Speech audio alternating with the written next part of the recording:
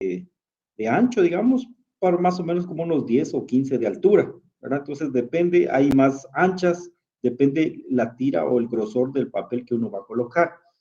Entonces, estas traen sus tapaderas, vienen en forma rectangular y básicamente acá pues uno coloca su fase móvil, ¿verdad? Ya sabemos que cuando colocamos la placa, pues esta cámara tiene que estar saturada.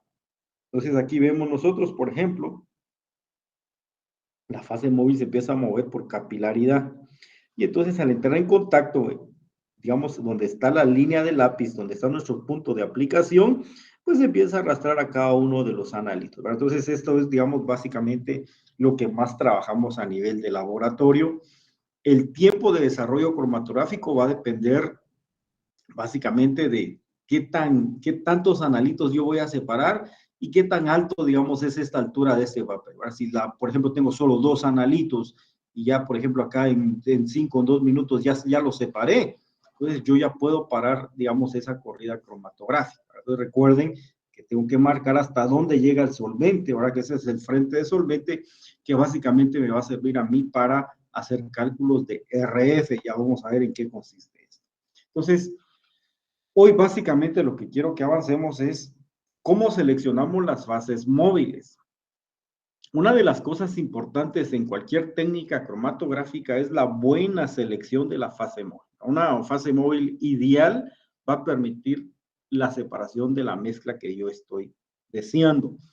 Entonces, en cromatografía en capa fina y en papel es una de las técnicas cromatográficas que nos permite a nosotros hacer esta selección de fase móvil de una forma, digamos, óptima, porque yo puedo preparar, así como, por ejemplo, para que tengan una idea, digamos que yo tengo aquí, quiero hacer esta separación, es adecuada para esta mezcla. Entonces, yo, digamos, no tengo ya un método establecido, yo voy a montar mi método, yo voy a buscar las mejores condiciones de separación óptima. Entonces, lo que uno hace es a veces tener, por ejemplo, 2 o 3 cámaras iguales, ¿verdad? Entonces tengo una, tengo otra, y lo que voy a cambiar en cada una son la mezcla de fases móviles. Entonces, por ejemplo, aquí puedo tener etanol agua, en otra puedo tener etanol acetonitrilo, en otra puedo tener propanol acetona, etcétera. O sea, yo puedo hacer esas mezclas que yo crea que son las mejores y de esa manera entonces probar cómo se separan mi analito o mis analitos en cada una de ellas. Cuando yo ya tenga la mejor fase móvil, entonces ya puedo montar ese método, pero así en cromatografía, en papel o capa fina, es la manera, digamos, que yo puedo ir probando. Para cuando yo ya tengo establecido, esta es la mejor fase móvil, entonces eso incluso yo ya lo puedo llevar a un equipo, por ejemplo, un HPLC, ¿verdad? Pero las pruebas yo las hice a nivel, digamos, de capa fina o papel, ¿verdad? Entonces haciendo las pruebas, digamos, recuerden que esto es ensayo y error, ¿verdad? Yo pruebo y veo cuál es la mejor fase móvil, la que me permite a mí la mejor separación. Y por supuesto que de esto va a depender mucho lo que yo voy a separar después, ¿verdad? Incluso eso nos da también una idea de polaridad y ya vamos a ver nosotros cómo funciona eso según las distancias que recorra cada analito. Entonces, nosotros podemos trabajar con solventes puros o con mezclas de solventes, ¿verdad? Entonces, cualquier mezcla de solvente que yo pueda hacer, desde solventes orgánicos, acuosos, incluso puedo agregar algún buffer, incluso si yo necesito. Eso digamos, es aceptado, eso es permitido, siempre y cuando yo obtenga la mejor separación en un tiempo adecuado, ¿verdad? Que es siempre lo que vamos a tratar de buscar en cualquier técnica cromatográfica. Entonces, una cosa importante, pequeños cambios en la composición de la fase móvil va a cambiar el RF. Cuando digo aquí va a cambiar el RF, lo que estoy diciendo es de que va a alterar la distancia que recorra mi analito, ¿verdad? Ya vamos a hacer cálculos de esto y van a ver cómo se puede ir mejorando esa separación o no, dependiendo las fases móviles. Entonces, nosotros vamos a seleccionar las fases móviles en base a una tabla, que es la tabla de Hildebrand. Al terminar esta presentación se las voy a mostrar y ahí básicamente lo que nos da es una clasificación por polaridad. Entonces yo puedo seleccionar una mezcla de un solvente no polar con una de polaridad media, una de polaridad media con una de polaridad alta, etcétera. Y de esa manera entonces tener la mejor opción de fase móvil.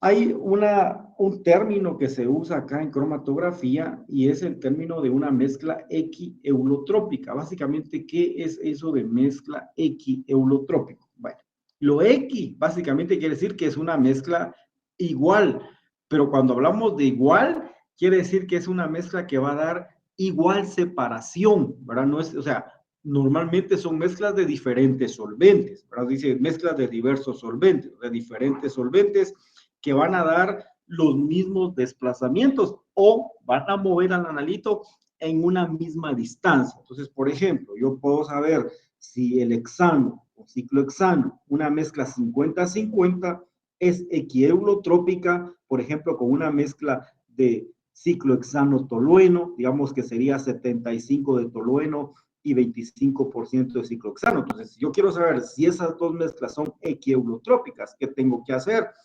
Tengo que probar cada una de esas mezclas, las coloco en una cámara cromatográfica y veo la distancia que recorra el analito en esa mezcla. Si es la misma distancia, entonces yo puedo decir es equineulotrópico. Eso, digamos, sería en lo práctico, ¿verdad? Que yo necesito o voy a ver qué distancia recorrió. Ahora, hay una manera teórica que me sirve a mí para saber si una mezcla es equineulotrópica o no. En este caso, están utilizando valores de la constante de Lech. Ustedes pueden ver acá los valores que hay. Y conforme va aumentando este valor, el solvente se está haciendo más polar. ¿Sí? ¿Ok? Entonces, en esa tabla de Hildebrand, en lugar de utilizar la constante dieléctrica, utilizamos la fuerza de solvente, que también es un valor que nos da acá y es un valor también ascendente en polaridad. Los solventes más no polares o apolares tienen las constantes dieléctricas más bajas o la fuerza de solvente más baja. Es sinónimo, constante dieléctrica con fuerza de solvente. Y los solventes que son más polares, pues tienen los valores de constante dieléctrica más alta o los valores más altos también de fuerza de solvente, que esos valores ya los vamos a ver y vamos a hacer ejemplo de esto para que ustedes lo tengan más claro. Ahora, lo importante de esto es entonces, ¿cómo sé yo si esta mezcla va a ser equineulotrópica, digamos, no haciendo la parte experimental, sino de una manera teórica?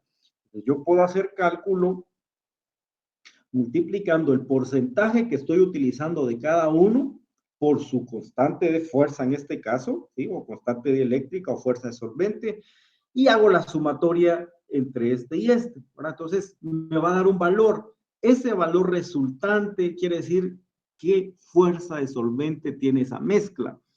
Cuando yo hago la mezcla de los otros solventes, vuelvo a hacer el cálculo y veo qué valor o resultante tiene. Si esos valores son casi idénticos o bien parecidos, yo podría decir, esa mezcla de solventes me va a dar la misma distancia de recorrido de un analito y otro. O sea, digamos, es una manera teórica de saber cuánto se va a mover un solvente respecto a otro. Eso es, digamos, mezclas equineulotrópicas. ¿Y qué es una serie eulotrópica? Porque este es otro término también que lo vamos a estar utilizando aquí en cromatografía en papel y capa fina. La serie eulotrópica no es más que ordenar las fases móviles de menor a mayor polaridad. Entonces, por ejemplo, si a mí me dicen, mire, de hexano a dietiléter es una serie eulotrópica, es que tengo que ver si están en orden ascendente de fuerza solvente, de polaridad, de constante dieléctrica. Entonces veo 1.89, 2, sí, va aumentando. Entonces, todos estos aquí, en este caso, son una serie eulotrópica. Quiere decir que va de menor a mayor polaridad. ¿Qué pasa, por ejemplo, si en lugar aquí de ciclohexano yo tuviera el acetato de etilo, por ejemplo, acá? Vean el valor del acetato de etilo, 6.02. Aquí tendría 6.02. A la hora de ver si esa es serie eulotrópica, yo diría no es serie eulotrópica. ¿Por qué? Porque no va en aumento de polaridad, ¿verdad? Entonces, empiezo, digamos, con hexano 1.89, de ahí aparecería el acetato de etilo 6 acá, y después regreso a 2 con el ciclohexano del tolueno. Entonces, las series eulotrópicas son, digamos, órdenes de solvente de menor a mayor polaridad. Ahora, es, como les digo, un término también que vamos a estar utilizando nosotros. ¿Y qué es importante en cualquier técnica cromatográfica? Esto aplica tanto a columna, tanto a papel, capa fina, o sea, en cualquier técnica cromatográfica. Una vez uno ya logró hacer la separación de los analitos, lo que toca ahora es revelarlos, o sea, visualizarlos o detectarlos, ¿verdad? Cualquiera de esos términos, o sea, visualizar dónde está mi analito, revelarlo, o sea, mostrar lo que ahí está presente o detectar, ¿verdad? Entonces, para eso, en algunos casos, ya vamos a ver que lo hacemos con una lámpara ultravioleta, pero a veces las lámparas ultravioleta, yo tengo la placa de papel o capa fina, coloco la lámpara acá, la enciendo sobre este papel y veo si me detecta o me registró la presencia de analitos que se lograron separar o no, ¿verdad? Eso lo voy a ver yo en esa placa cromatográfica. Pero muchos de los compuestos que uno quiere separar o logró separar, a veces tienen un revelador específico, ¿verdad? Entonces hay reveladores de uso general y hay reveladores específicos que me va a detectar un grupo o familia en particular, pero yo necesito saber dónde está, ¿verdad? Porque ahí lo voy a saber yo que está presente. Entonces dice, la detección o la visualización básicamente es lograr mostrar de alguna manera dónde está, digamos, el punto o la banda de interés. Entonces, por ejemplo, acá, inicialmente se colocaron estas tres muestras, ¿sí? Muestra 1, digamos, 2 y 3, ¿ok? Se lleva a cabo la separación cromatográfica. Aquí pueden ver ustedes que hay una línea trazada antes de terminar el papel aquí por la parte de arriba. A esto le llamamos frente de solvente. O sea, hasta aquí llegó, digamos, el recorrido del solvente. ¿Ok? Y entonces, ¿qué necesitamos saber? Cuando ya tenemos separados mis analitos, ver dónde están presentes. Algunos analitos que tienen color, pues automáticamente conforme se van separando, vamos viendo nosotros dónde está presente. Pero cuando no tienen color, entonces hay que ver de qué manera nosotros lo podemos ver. Dice que hay dos formas de hacerlo. Una es por métodos químicos. Vamos a colocar esta placa dentro de, digamos, de un reactivo o lo vamos a rociar, ¿verdad? Hay ciertos, digamos, dispersores, ¿verdad? Como que fuera, digamos, un desodorante, así de esos spray para que tengan una idea, ¿verdad? Entonces uno coloca el reactivo revelador en frascos especiales y lo rocea acá, ¿verdad? Entonces, conforme uno lo rocea, aparecen ya identificados esos análitos, ¿verdad? Entonces, esa es una manera de hacerlo. Y lo otro es utilizando la lámpara ultravioleta. Ese sería, digamos, un medio físico. O sea, yo tengo la placa acá, separé, no le agregué ningún reactivo, entonces voy a ver qué pasó para saber dónde está presente el analito. ¿Y eso para qué me sirve a mí?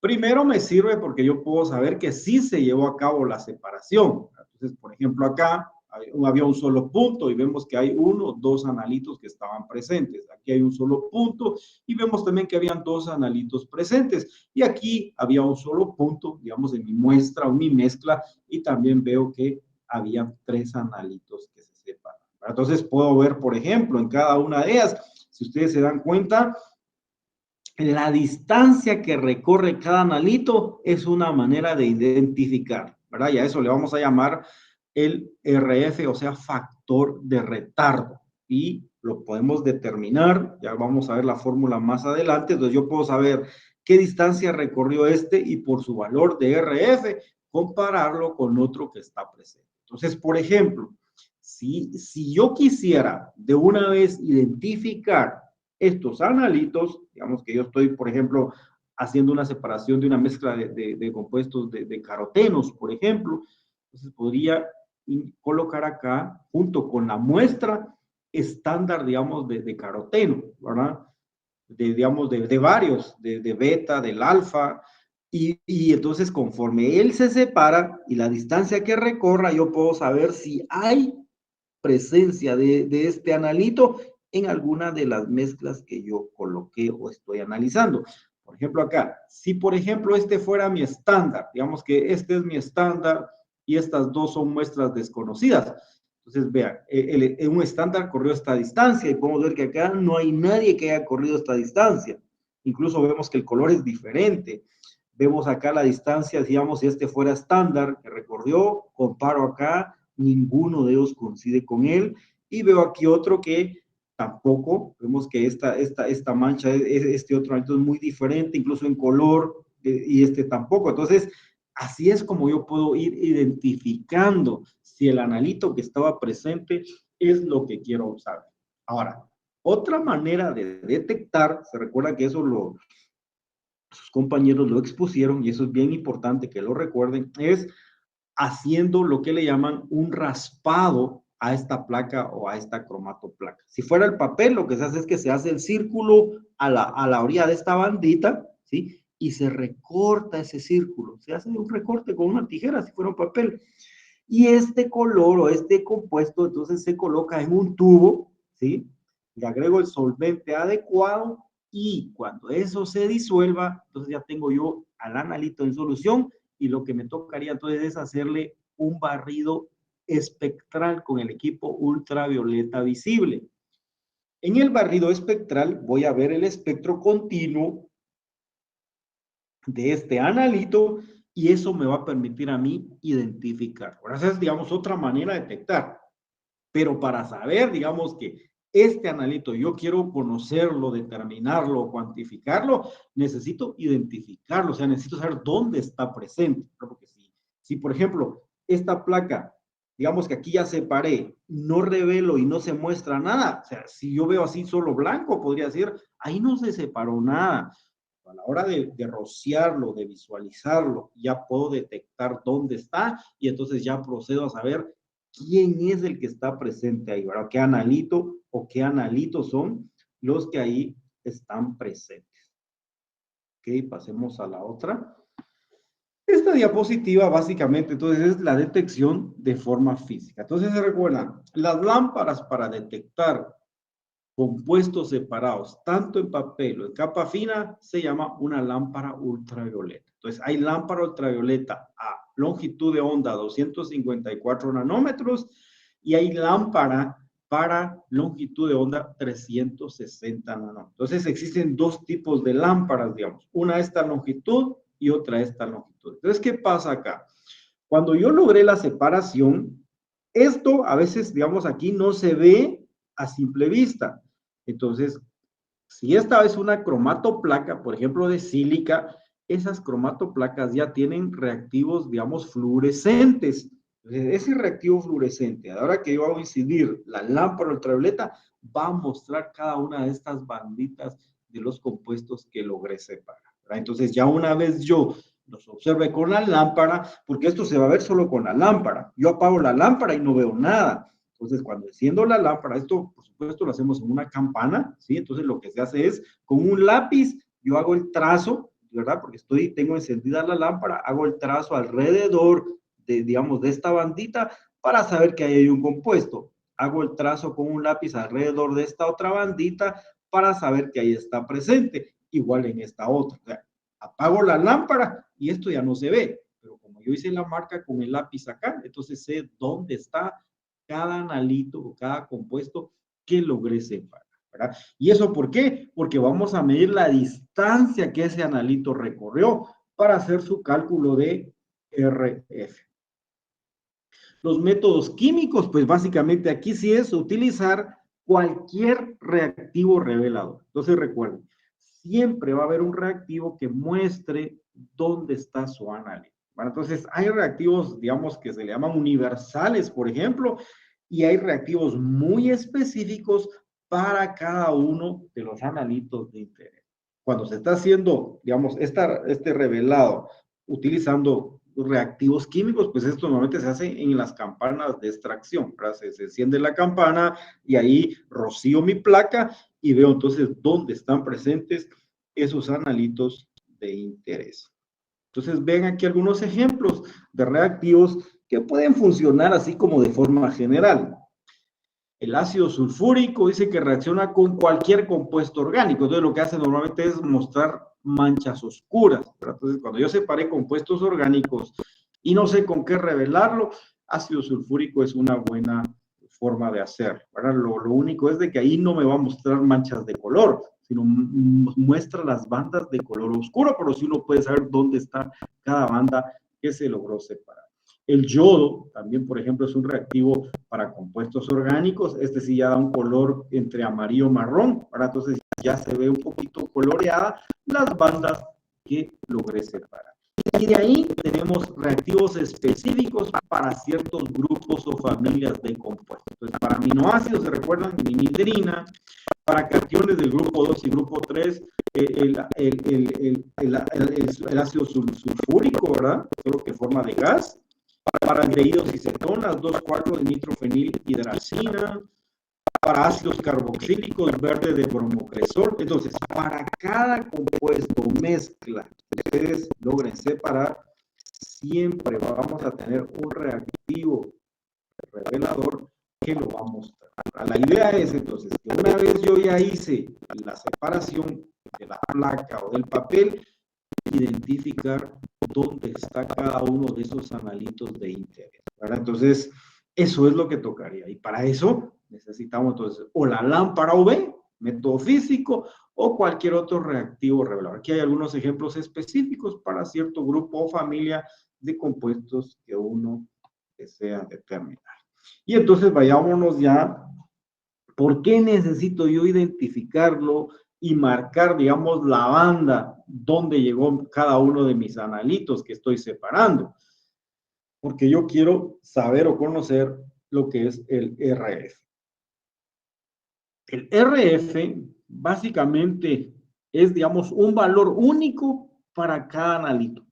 Podríamos decir nosotros que el RF es como el tiempo de retención, ¿sí?, que se registra en cromatografía líquida o en cromatografía de gases. O sea, ese es, digamos, un valor único para cada compuesto. Entonces, los valores de RF normalmente me permiten a mí identificar cualitativamente un determinado compuesto. Entonces, yo tengo, digamos, un valor de RF, ¿sí?, y, por ejemplo, por ese valor de RF, yo podría compararlo, ¿verdad?, con un RF de algún estándar y poder decir que él esté presente.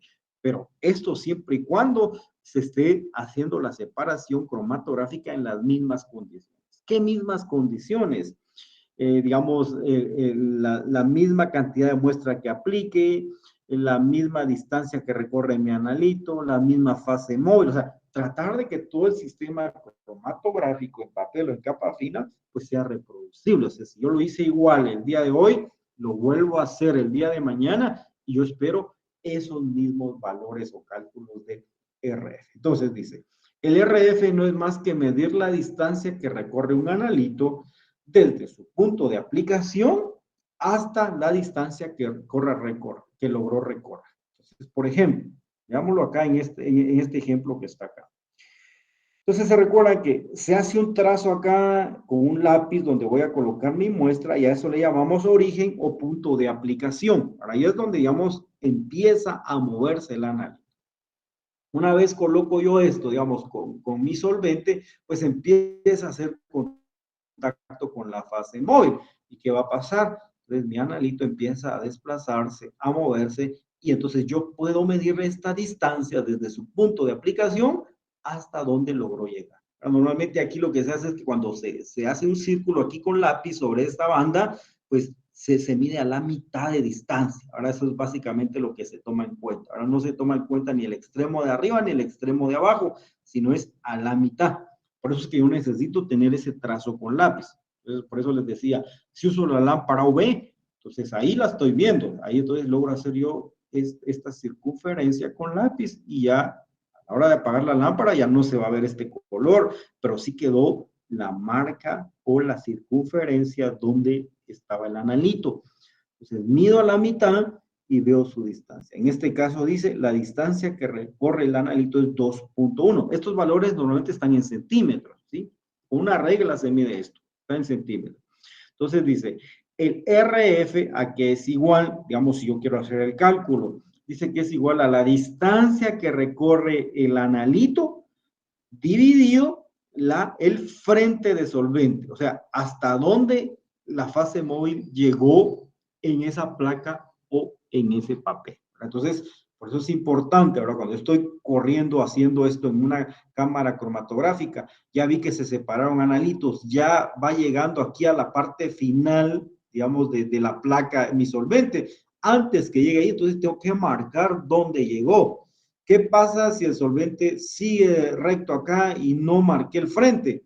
Yo no podría hacer este cálculo. O sea, podría medir la distancia que cada analito recorrió, ¿sí? Eso sí podía medir porque yo sé dónde están las bandas, ¿verdad? Puedo medir, por ejemplo, a este analito midió acá, por ejemplo, 1 centímetro, este analito midió aquí 2 centímetros. Esas distancias, pero no podría hacer este cálculo porque no tengo este valor de frente de solvente. Entonces, el frente de solvente bien importante para encontrar el valor de RF. Y entonces, los valores de RF, lo que les va a dar a ustedes es un dato o un valor donde les va a indicar más o menos qué está pasando, digamos, a la hora de llevar a cabo su separación. Y ese valor de RF es muy importante y ahorita vamos a ver por qué. Entonces, vean, por ejemplo, acá. RF, distancia que recorre el analito desde su punto de aplicación hasta donde él llegó, dividido la distancia que recorre, dice, el solvente o la fase móvil. Esa es una división nada más la que yo hago. Pues eso está en centímetros. Entonces acá, por ejemplo, si este analito, por ejemplo, acá no se mueve nada, ¿sí? Entonces, distancia recorrida, 0. Y aquí, digamos, aunque este haya corrido 5 o 10, 0 dividido, esto me va a dar 0. El RF aquí es 0, ¿verdad? Porque no recorrió nada. Hago el cálculo de RF para este otro analito acá, por ejemplo, entonces 3.05. Y si este es el frente de solvente, ¿sí? Si digamos hasta aquí llegó el solvente, entonces 5.33. Entonces divido 3.05 divido 5.33. Ahí tengo ese valor y con eso ya tengo el valor de RF, ¿verdad? Que es, digamos, la distancia que logra recorrer el analito. Eso realmente es factor de retardo. O sea, digamos, si uno quiere saber qué significa RF, o sea, es factor de retardo, pero es la relación que uno tiene de movimiento de analito versus, digamos, el solvente que uno detecta. Ahora, en algunos casos, cuando nosotros vamos a trabajar algunos ejemplos, por ejemplo, nos dan la cromatoplaca y a veces no nos marcan el frente de solvente, a veces no lo marcan. Entonces, ¿qué es lo que uno hace? Pues nosotros para fines prácticos vamos a tomar punto de aplicación, esta línea sí va a estar bien marcada, ya la vamos a poder saber dónde está. Entonces, conocemos el punto de aplicación, vemos la distancia que recorre cada analito y con eso entonces yo puedo calcular tomando en cuenta el frente de solvente el extremo de la placa. Para eso sí, eso es para fines prácticos, para cálculos que nosotros vamos a hacer, pero normalmente sí tenemos que conocer ese valor de frente de solvente. ¿Y por qué es importante esto? Entonces, por ejemplo, vean aquí estos son estándares aquí de cationes, aquí se separaron compuestos que tenían carga, y aquí están las muestras desconocidas, muestra desconocida 1, muestra desconocida 2, muestra desconocida 3. Entonces vean qué importante es esto, y era lo que yo les decía que en cromatografía en columna, a veces uno separa fracción 1, fracción 2, fracción 3, y muchas fracciones, a veces se logran tener, por ejemplo, 50 tubos, 80 tubos o incluso 100 tubos si la columna es muy grande. Yo estoy separando una mezcla muy compleja. Imagínense tener 100 tubos para identificar, es bien complicado. ¿Qué es lo que se hace? Preparo una placa como esta que está acá y aplico fracción 1, fracción 2, fracción 3, fracción 4, fracción 5, fracción 6, fracción 7, fracción 8, fracción 9. O sea, voy aplicando cada una de esas fracciones. Puedo hacerlo de 10 en 10 o de 15 en 15 para tener las placas y hago la corrida. Entonces yo puedo saber, por ejemplo, acá y decir, esta fracción es la misma que esta fracción. ¿Por qué? Porque vean, tiene 1, 2 compuestos aquí separados y aquí uno que no se movió. 1, 2 aquí separados y uno que no se movió. Entonces yo puedo juntar este tubo con este porque esto es lo mismo. ¿Sí? Eso es bien frecuente trabajarlo en cromatografía en columna. O sea, recuérdense que cromatografía en papel o capa fina, por ser fácil, rápida y barata, me sirve a mí para hacer todas estas pruebas, digamos, de saber qué es lo que está en la fracción 1, o quiero saber de la fracción 1 a la 5 si es lo mismo. A veces nos ha dado que incluso no hay nada en la fracción 1 y 5, quiere decir que ahí empezó a salir solo solvente. Entonces, descarto esos 5 tubos, pruebo después la fracción 5 a la 10, y así, o sea, puedo ir de 10 en 10, de 5 en 5, depende el grosor de este papel que yo defino, ¿verdad? Pero es una manera rápida de identificación. Entonces, eso es para identificar una fracción respecto a otra, ¿verdad?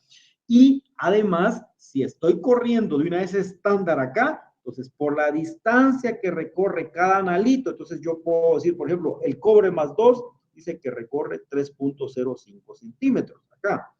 Entonces puedo medir y ver, por ejemplo, es la misma distancia que corrió este, es la misma distancia que corrió este, es la misma distancia que corrió este. Entonces yo digamos, con este RF, si yo tuviera el RF teórico, ¿sí? Por ejemplo, yo sé cobre con este método tiene un RF, digamos, si dividimos 3.5 dividido 5.33, aquí tengo una calculadora, vamos a hacer el cálculo. 3.05 dividido 5.33 me da un RF de 0.57. Este compuesto acá tiene un RF de 0.57. Lo mismo va a tener este, lo mismo va a tener este. Entonces yo puedo decir, en la muestra 1, 2 y 3 hay presencia de cobre. O sea, ¿por qué lo identifiqué? Por su valor de RF, ¿verdad? Mismas distancias que recorre, ¿verdad? Igual podría decir de este otro compuesto que está acá, que podría ser el cobalto más 2, ¿verdad? Había que medir bien la distancia de aquí para acá, y entonces yo podría decir, esta muestra también tiene cobalto más, ¿verdad? Y podría decir también que tiene plata, ¿verdad? Porque la plata aquí no se movió, aquí está presente, aquí está presente, aquí está presente, ¿verdad? Pero eso, ¿cómo lo supieron? Lo supimos primero porque estábamos corriendo aquí con estándares para identificar plenamente lo que aquí separamos. Entonces recuerden, si yo quiero hacer una identificación en cromatografía en papel y en capa fina plena o idéntica del compuesto que estoy separando, ideal de una vez aplicar su estándar. Eso sería lo ideal. Ahora, ¿qué pasa? Si, por ejemplo, yo quiero separar, por ejemplo, 10, digamos, iones metálicos diferentes y, por ejemplo, no tengo 2, entonces eso ya dificulta, ¿verdad? Porque uno de los inconvenientes para hacer identificaciones en cromatografía en papel y en capa fina es de que para identificarlo plenamente necesito su estándar, para que ese estándar se aplique junto con la muestra desconocida y por la distancia que recorra, de una vez lo pueda yo identificar. Eso es, digamos, es lo ideal. Pero si no tengo el estándar, entonces, ¿qué pasa? Que ese es un inconveniente y ustedes se preguntan, pero ¿por qué es inconveniente? Muchos de los estándares son bien caros, ¿sí? Hay estándares, por ejemplo, que 0.5 gramos, o sea, una pizca de estándar le puede valer 2,000, 3,000 o incluso más, depende de qué estándar uno quiera utilizar.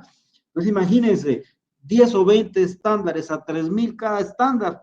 Solo en estándares son como 30,000 quetzales, ¿verdad? Entonces, a veces uno no se puede dar el lujo de eso. Y a veces no es tanto eso. Quizás uno tenga el dinero para comprarlo. A veces los estándares no están en stock. A veces hay que importarlos. Me recuerdo la otra vez que un estudiante de química hizo un estudio, una separación cromatográfica, era de un herbicida o un insecticida, pero era sin nombre raro.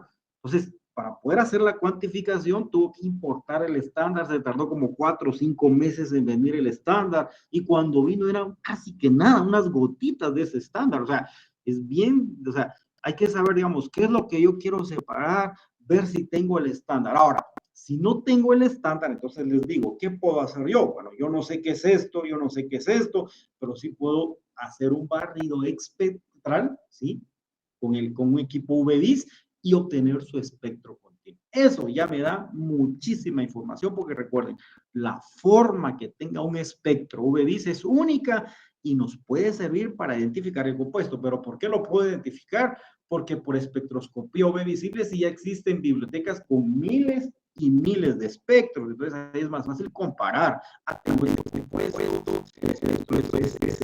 acá, lo voy a comparar con alguna biblioteca y ver si es lo que puedes buscar. O sea, eso digamos que es una manera de cómo yo puedo identificar. Por supuesto que podría yo ya otro tipo de información. Por ejemplo, hay técnicas de elucidación, por ejemplo, yo tengo mucha muestra, pues puedo hacer un análisis de resonancia magnética nuclear, o sea, el espectro RMN o el espectro de masas de un compuesto, y eso sí es idéntico para cada lado.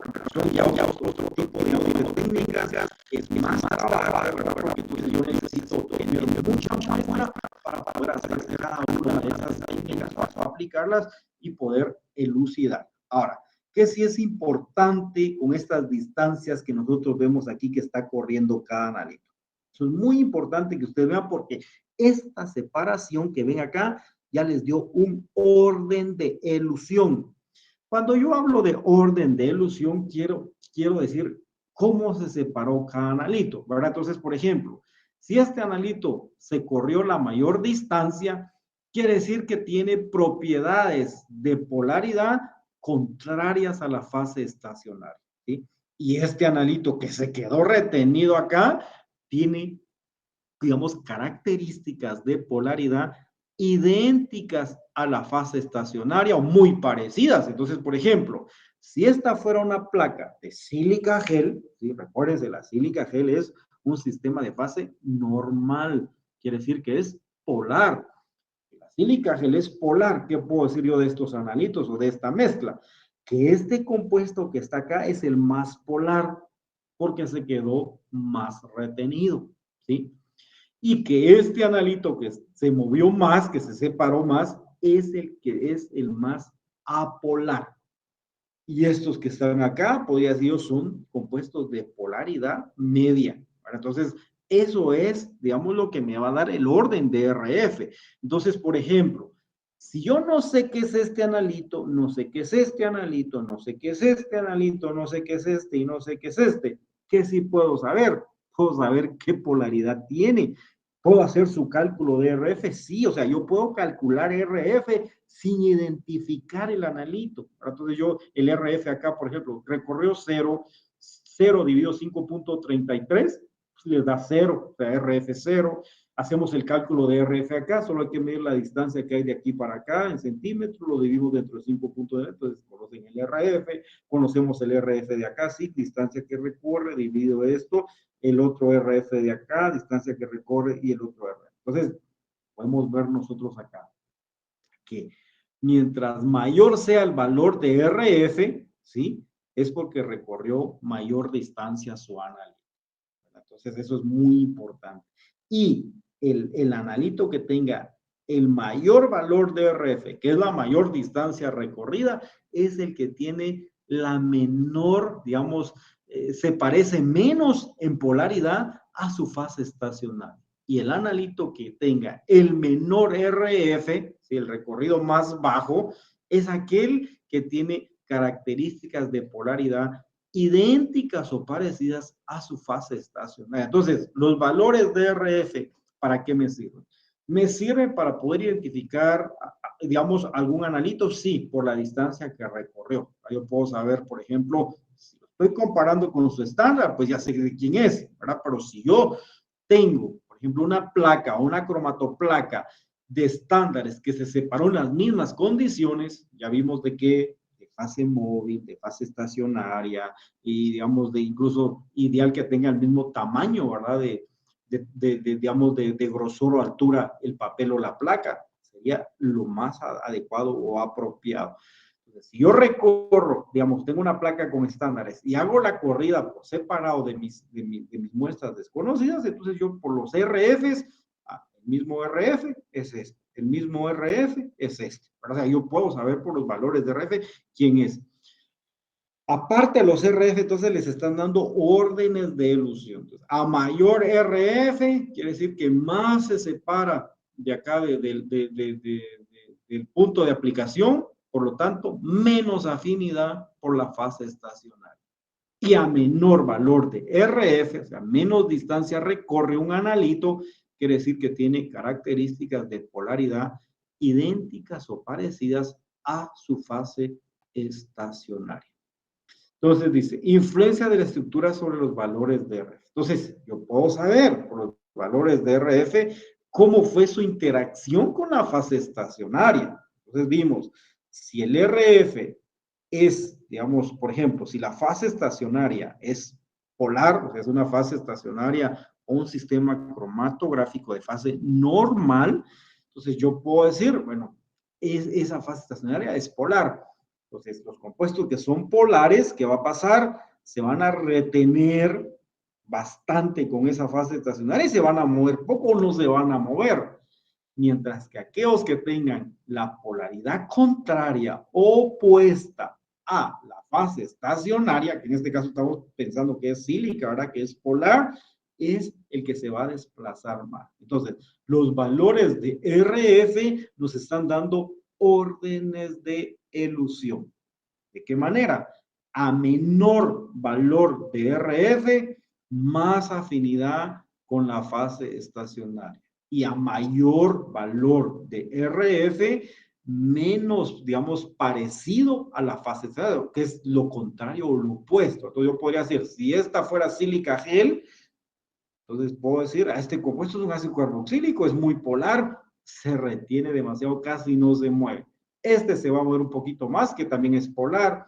Este otro, también vemos acá que se movió intermedio, no es una polaridad media, igual que este, y este sí es de polaridad opuesta. Entonces, en la siguiente clase que vamos a trabajar, vamos a ver cómo seleccionamos las fases móviles y también vamos a ver cómo es la polaridad de un compuesto según sus grupos funcionales. Eso es muy importante porque con eso entonces yo ya tengo orden de elusión. Pero si yo tengo valores de RF, hice un cálculo, por ejemplo, acá, era lo que les decía. Yo no sé qué es este compuesto, no sé qué es este, no sé qué es este, no sé qué es este, pero tengo el valor de RF. Yo puedo decir, este es más polar, estos son de polaridad media y estos son apolares. Eso es muy importante, ¿verdad? Porque yo puedo saber incluso qué tipo de compuestos están presentes en mi mezcla. Si las bandas se quedan más acá retenidas, yo puedo decir, esta mezcla tiene más compuestos polares. Si las bandas se separan más, yo puedo decir, esta mezcla tiene más compuestos no polares.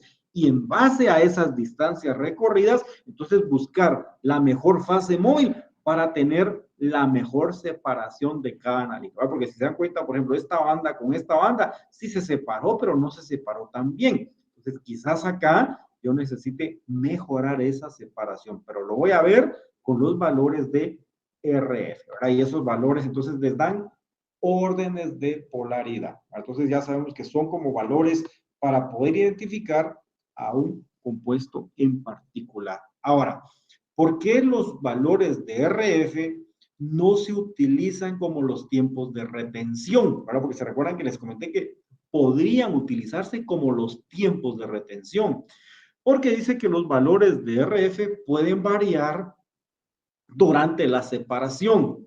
Entonces, según el tipo de papel, la composición de la fase móvil, la temperatura, la dirección de las fibras de papel, se recuerdan que habían cuando vimos la estructura del papel, algunas cadenas que se formaban así en forma lineal, ¿verdad? Pues no era lo mismo colocar la muestra acá que colocarla aquí abajo. Forma de desarrollo, tamaño del papel o placa, concentración del analito, presencia interna. Todos estos factores o estas variables hacen que los RFs, digamos que no se puedan utilizar como los tiempos de retención, pero sí nos dan una idea de qué es lo que está pasando a nivel de polaridad de los analitos por la distancia que cada analito recorre, ¿verdad? Y hay una manera también de aplicar cromatografía en papel y capa fina, que es la cromatografía en 2 dimensiones. De esto vamos a hacer un ejemplo específico, pero básicamente esto en qué consiste. La manera de trabajarla es que la muestra se aplica en un extremo del papel o de la placa. Eso es lo primero que tienen que saber. Un solo punto de aplicación. Aquí hago el trazo con lápiz, ¿sí? Se hace el trazo con lápiz, aplico mi muestra, lo coloco en la cámara, digamos, de cromatográfica, ¿verdad? Donde esté el solvente. ¿Y qué va a pasar? Se va a empezar a separar acá como que fuera una muestra, digamos, que tiene analitos. Entonces, si yo hago esta separación, digamos, solo corriéndolo una sola vez, pues yo diría que hay 1, 2, 3, 4, 5 analitos, ¿verdad? Se ve como que hay 5 analitos y se separaron bien. Pero resulta que en esta mezcla que está acá, no solo hay 5, sino hay más analitos. En algunas de estas manchas o bandas que están acá, no se separaron. Entonces, la cromatografía en 2 dimensiones, en papel o en capa fina, lo que hace es que se corre la placa 2 veces. Primero, aplico en un extremo. Lo corro, digamos, por ejemplo, solvente, metanol, agua, por decir una mezcla, ¿sí? Ok. Veo, separé acá. Y después lo que hago es de que esto lo giro 90 grados. Entonces, esto lo coloco como que fueran mis puntos de aplicación, ¿sí? Por supuesto que esta placa hay que sacarla, ¿verdad? De la cámara cromatográfica, hay que secarla, ¿verdad? O sea, esperar que se evapore el solvente. Y una vez eso suceda, giro 90 grados. Cuando giro 90 grados, ¿qué va a pasar? Vean acá, 1, 2, 3, 4, 5. Son como que fueran 5 puntos de aplicación. Este verde aquí está, 1, el rojo aquí está, 2, el otro verde está acá, 3, 4 está acá, 5 está acá. Entonces, eso lo logré girando esto 90 grados. Giré 90 grados y ahora entonces ya tengo como que fueran puntos de aplicación. Esto lo coloco en otra cámara cromatográfica con otra mezcla de solventes y eso me va a permitir a mí tener la separación de cada uno de ellos. Pues ahora sí, de 5 que habían acá, digamos, en una corrida normal, veo que hay 1, 2, 3, 4, 5, 6, 7, 8, 9, 10 compuestos habían en esta mezcla, no solo 5. Si yo hago la corrida en una sola dimensión, hubiera tenido error porque digo, solo hay 5 analitos. Esa mezcla tenía 10. Entonces, cuando tengo mezclas complejas en cromatografía en papel y capa fina, la manera de poderlos separar y de poderlos identificar es haciendo cromatografía en 2 dimensiones. ¿Cómo es? Aplicamos en un extremo con un solo punto de aplicación, lo corremos en una cámara cromatográfica, separamos, giramos 90 grados, después viene a otra cámara cromatográfica y aquí ya tengo entonces los analitos que separan. ¿Qué es importante que tengo que hacer acá? Se hace cálculo de RF en una dimensión, o sea, cuando se corrió acá, y se hace el cálculo de RF cuando se corrió acá. Que eso es básicamente lo que vamos a hacer en la clase siguiente.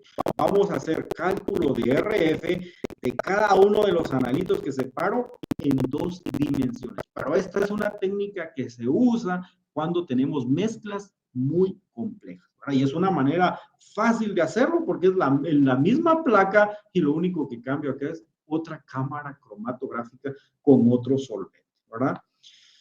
Y por último, aquí les dicen la evaluación que se hace, digamos, de una cromatografía. Entonces, análisis cualitativo, sí, yo puedo saber quién está presente, ¿verdad? En la mezcla que logré determinar.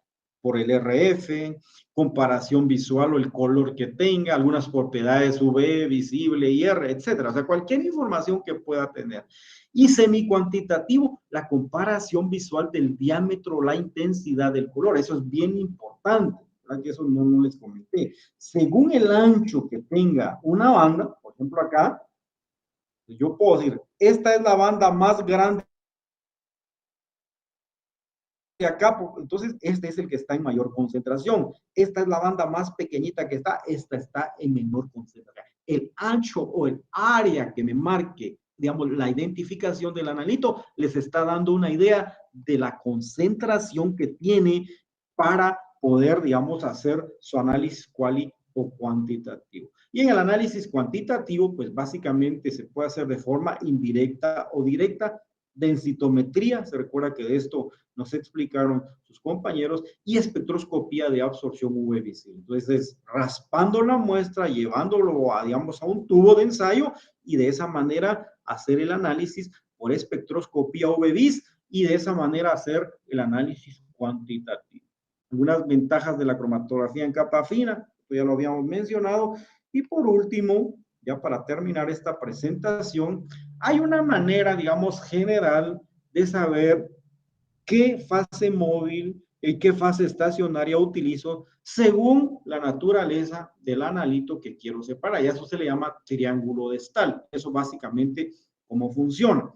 Bueno, aquí lo que se hace es de que se hace una circunferencia y vean que aquí hay, digamos, 2 triángulos. Un triángulo sobrepuesto en otro, ¿verdad? dos triángulos en el centro de, digamos, de esta rueda. Pero alrededor de este círculo tengo acá un rango que es para muestra, ¿sí? Otro rango que es para solvente y otro rango que es, digamos, para el absorbente o la fase estacionaria. ¿Cómo funciona este triángulo de Stahl?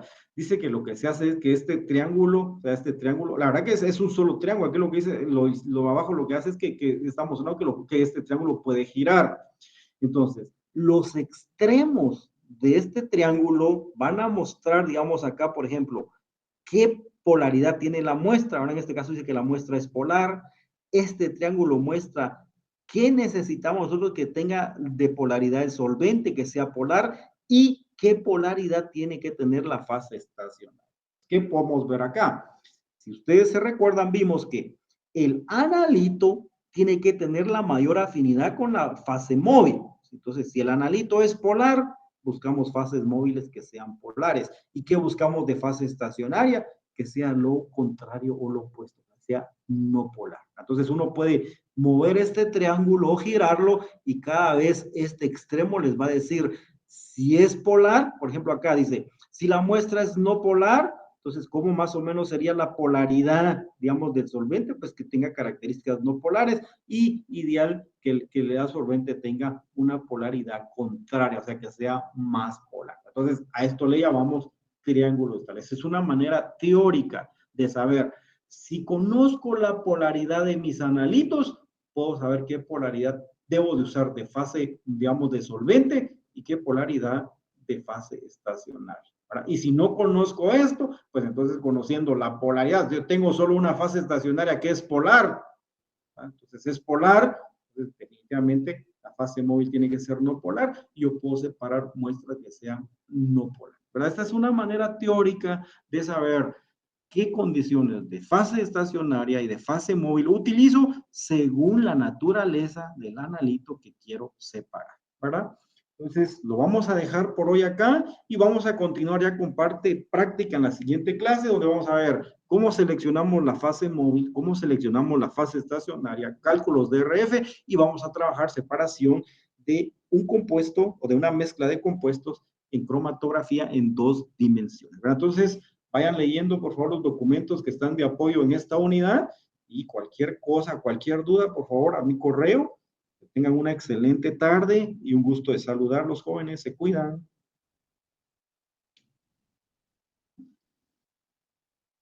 Feliz tarde.